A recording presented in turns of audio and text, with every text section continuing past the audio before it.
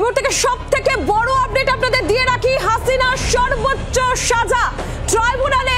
হাসিনার সর্বোচ্চ সাজা, দোষী সাব্যস্ত শেখ হাসিনা, মৃত্যুদণ্ড শেখ হাসিনার, মানবতা বিরোধী অপরাধ প্রমাণিত, মৃত্যুদণ্ড শেখ হাসিনার।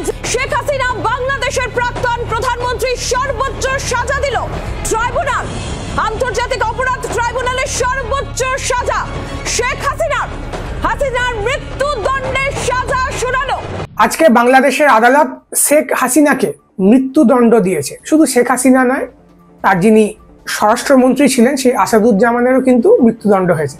এবং এইখান থেকে বেশ কিছু বিষয় নিয়ে আলোচনা করা যেতে পারে।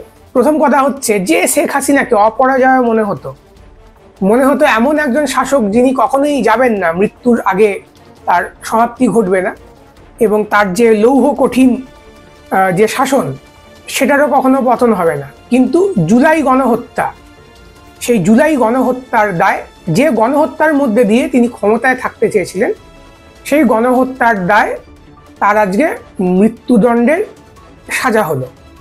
এবং জুলাই গণহত্যাতে কেন তাকে যেতে হয়েছিল? কারণ তার আগে 3টে নির্বাচনে শেখ হাসিনা এমন কিছু করেছিলেন যাতে মানুষের মনে হয়েছিল নির্বাচনের মধ্যে দিয়ে শেখ হাসিনাকে বদলানো যায় না, বা যে সরকার ক্ষমতায় বসে আছে সেটা বাংলাদেশের নাগরিকদের ভোটে বসে নেই, জোর জবরদস্তিমূলক বসে আছে। এবং এই যে নির্বাচনে কারচুপি করে হোক, ভোট না দিতে দিয়ে হোক, শেখ হাসিনা যখন ক্ষমতায় বসেছিল তখন কিন্তু শেখ হাসিনাও ভাবতে পারেননি যে তাকে একদিন এইভাবে পালিয়ে যেতে হবে। আসলে এইখান থেকে শাসকের, যে দেশেরই শাসক হোক, তাদের একটি শিক্ষা নেওয়ার দরকার ছিল যে মানুষ যদি বোঝে এই নির্বাচনের ব্যাপারটা আসলে ভুয়ো, বা আদালত বা আমলাতন্ত্র কোনোটাতেই তাদের আর কোনো আশা নেই, তখন কিন্তু মানুষ আর ভোটে যাবে না, তখন আর সে ভোটের শান্তিপূর্ণ পদ্ধতিতে যাবে না, তখন আর সে আদালতে যাবে না, তখন সে রাস্তায় নেমে হিংসাত্মক পদ্ধতি অবলম্বন করবে। তখন প্রবল হিংসা দিয়েও সেটাকে থামানো যায় না। যেমন শেখ হাসিনার বিরুদ্ধে অভিযোগ, কেউ বলছেন 500, কেউ বলছে 2000, কেউ বলছে 1500। 20 দিনের মধ্যে, জুলাই মাসে, জুলাই থেকে আগস্ট এই সময়টার মধ্যে সে ছাত্র হত্যা করেছিল। শুধুমাত্র ছাত্র না, ব্যাপক পরিমাণে শ্রমজীবী গরিব বাড়ির যারা সন্তান তারা রাস্তায় নেমে এসেছিল। এই জনজোয়ারের সামনে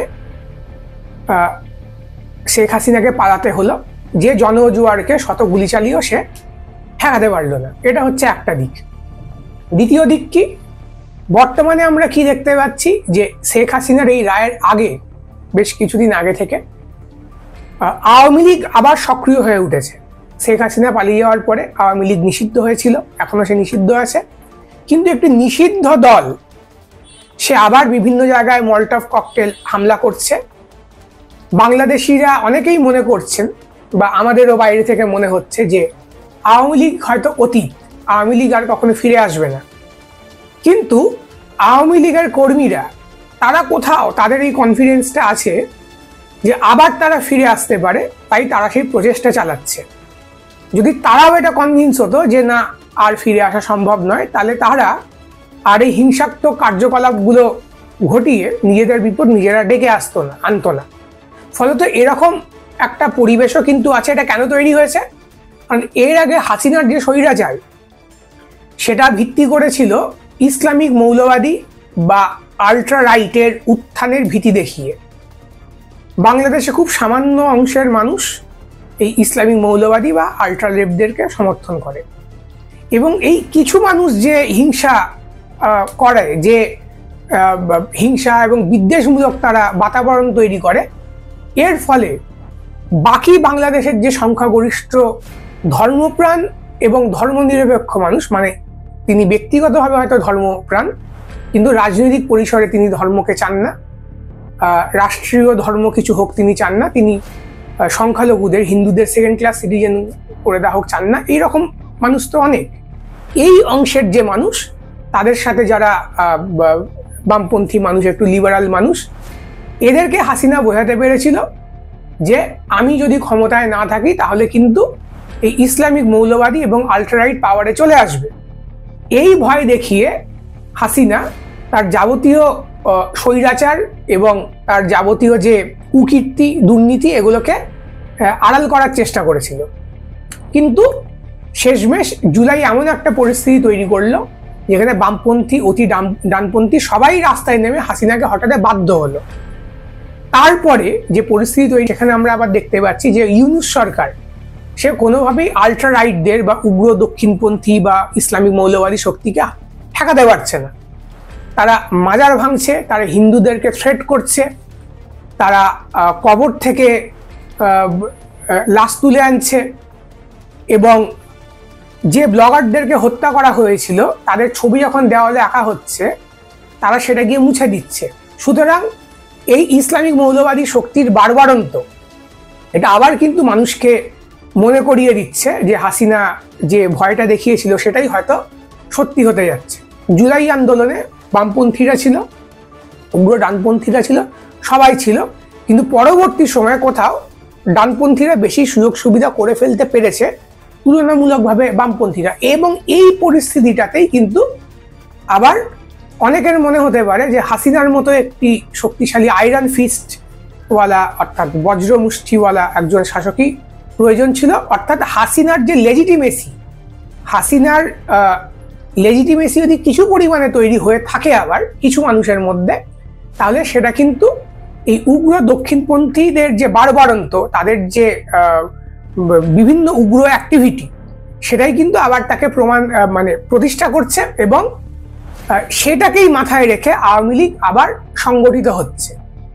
এবার আমরা যদি ভারতের কথায় আসি, ভারত রাষ্ট্র কেন হাসিনাকে রেখে দিয়েছে, কেন আওয়ামী লীগের পলাতক নেতাদেরকে ভারতে পুষে রেখেছে বিভিন্ন জায়গায়? কারণ ভারতও সম্ভবত কোথাও এটাকে হেরে যাওয়া খেলা ভাবছে না।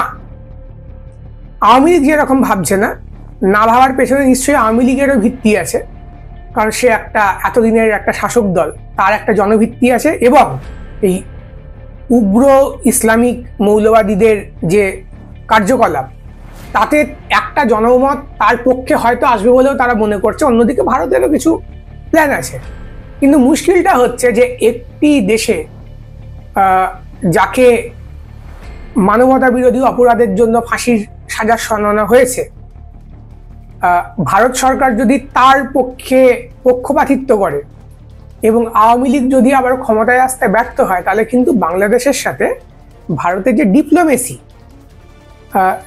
যে আমাদের বিদেশ নীতি, সেটা কিন্তু খুব ক্ষতির দিকে যাবে এবং আমাদের যে স্বার্থ, জাতীয় স্বার্থের বিপক্ষে যাবে। সুতরাং ভারতবাসী হিসাবে আমাদের যে ব্যাপারটা মাথায় রাখা উচিত সেটা হচ্ছে এটা ওদের আভ্যন্তরীণ বিষয়। এই আভ্যন্তরীণ বিষয় আমাদের নাক গলানো উচিত নয়। হাসিনাকে যদি ভারত বাংলাদেশে পাঠাতে না চায়, তাকে অন্তত ভারত থেকে বের করে দেওয়া উচিত, কারণ তার ভারতে থাকা সেটা বাংলাদেশের সাথে, ভারতের একটি প্রতিবেশী দেশের সাথে সুসম্পর্ক তৈরি করার ক্ষেত্রে বিপজ্জনক হবে। এবং হাসিনাকে যেহেতু ভারত শেল্টার দিয়েছে, এটাকে দেখিয়েই কিন্তু উগ্র দক্ষিণপন্থীরা আরও বেশি ভারত বিরোধী মতামত তৈরি করবে এবং তারা শক্তিশালী হবে। সুতরাং তাদের অভ্যন্তরীণ বিষয় আমাদের নাক গলানো উচিত না, এরকম কোনো বার্তা দেওয়া উচিত না যে তাদের আদালতে সাজা পাওয়া একজন গণহত্যাকারীকে আমরা শেল্টার দিচ্ছি।